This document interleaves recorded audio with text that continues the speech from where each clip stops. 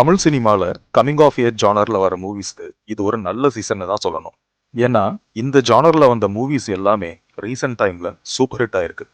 இந்த ஜானர்ல நம்ம இதுக்கு முன்னாடி எத்தனையோ படம் பார்த்துருக்கோம். ஏர்லி 2000ஸ்ல வந்த துள்ளுவதோ இளமை, வல்லவன், காதல் கொண்டேன், பாய்ஸ், இது எல்லாமே இந்த ஜானர்ல சேர்ந்த படம் தான். 2025ல வந்த பிரதீப் ரங்கநாதனோட டிராகன், இந்த வருஷத்தோட பிகினிங்ல வந்த அபிஷன் ஜீவிந்தோட வித் லவ், அப்புறம் இப்ப ரிலீஸ் ஆயிருக்க கென் கருணாஸோட யூத், இது எல்லாமே சூப்பர் ஹிட் ஆயிருக்கிறத பாக்குறோம். இருந்தாலும் கென் கருணாஸோட யூத் நமக்கு அப்பீல் ஆனதுக்கு காரணம் இது க்ளோஸ் டு ரியாலிட்டியா இருக்கிறது தான். படத்தோட பெரிய பிளஸ் பாயிண்ட் ஆப்வியஸா கென் கருணாஸ் தான்.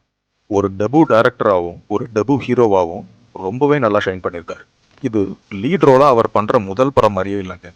அவ்வளோ கான்ஃபிடென்ட்டாகவும் அவ்வளோ எனர்ஜெட்டிக்காகவும் எல்லா சீட்லையும் பெர்ஃபார்ம் பண்ணியிருக்காரு. இந்த படத்தோட ஆடியோ லான்ச்சில் நம்ம தனுஷ் சொன்ன மாதிரி அசுரன் படத்தில் நடித்த பையனா இவன் அப்படின்னு நம்ம எல்லாரையும் ஆச்சரியப்படுத்திட்டார். ஒரு டைரக்டராகவும் ஆல்மோஸ்ட் எல்லா சீன்லையும் ஸ்கோர் பண்ணிட்டாரு.